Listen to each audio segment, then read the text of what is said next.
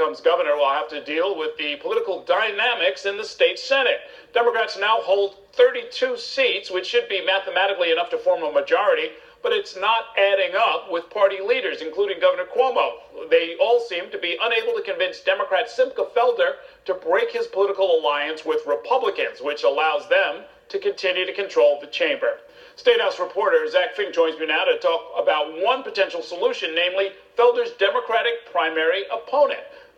Zach, I did not even know he had an opponent. Who knew, right? And this is an alternative for the leaders who seem befuddled by this whole mess here. Democrats sound exasperated by Simcha Felder, but there are certainly more they could do to try to persuade him to join their party in the Senate. For example, Felder has a primary opponent who could win the party's backing if the leadership were so inclined. Meet Blake Morris, the Democratic primary candidate seeking to unseat Senator Simcha Felder, who won the race for the 17th Senate District in 2016, running on both the Republican and Democratic lines. Felder knows that in this district it's 63% registered Democrat and 25% registered Republican. So this is a heavily Democratic district that votes for all Democrats, including Senator Felder, but most voters don't know that he's a turncoat Democrat. Felder conferences with Senate Republicans and represents the critical 32nd vote, which allows them to form a majority. After Democrats won 2 open seats this week, Felder could now hand control to the Democrats if he wanted to, but so far has refused. Democrats say there are other remedies. There is a committee process. If it turned out that Felder was advocating against the party's interest, then the county committee could actually hold a hearing and make a fact determination if it's possible to actually strike him as a Democrat from the party rolls. Brooklyn County Democrats, under the leadership of Frank Sedio, declined to say whether they would convene a committee to kick Felder off the line. But Morris says, regardless, he has received 0 support from Democratic leaders. The governor's office and the mainline Democrats have not yet contacted me. I'm waiting. My phone is available for them. Cuomo wrote a letter to Felder urging him to join the Democrats, but declined to say what more he will do, if anything. Cuomo says he is not surprised by Felder's decision. I was not surprised. He runs on multiple lines. He's registered as a Democrat. Once he was elected, he conferenced as a Republican, I believe, and I believe he's never been in the Democratic conference.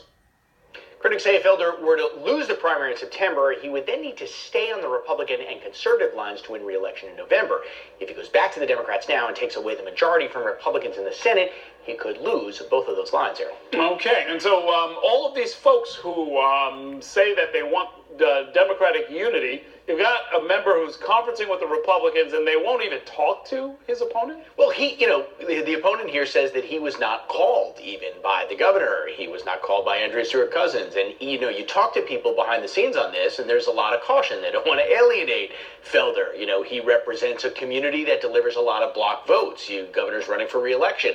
So, everybody talks about unity, but to a point. They're only willing to go so far to bring him over. Well, I mean, playing nice with Senator Felder has gotten them exactly, what's the technical term? Bupkis so far, right? Well, exactly, right. I mean, nothing seems to be able to bring him over, and the more they play this game with him, the more further he goes in the Republican column. Right. Okay, well, the Republicans must be sitting back laughing at all of this, right? I mean, they're going to continue to control the chamber probably through the end of session, right? There's only a couple of dozen days left.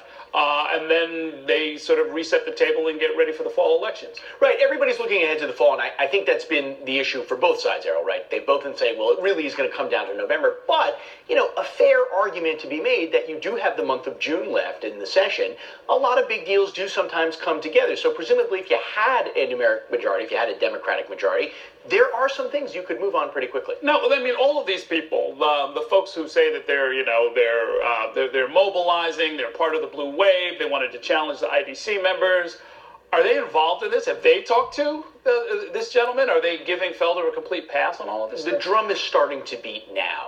How active they are. I mean, it's a good question. I mean, I certainly haven't seen the kind of advocacy and enthusiasm for, the opponent we spoke to tonight versus we've seen for the people who, for example, are challenging the former members of the IDC who have now gone back to the Democrats. So you'd think that the fervor would be isolated to this race only. But in fact, it really seems to be more focused on people who've already gone back. Okay, we shall see. Thanks a lot.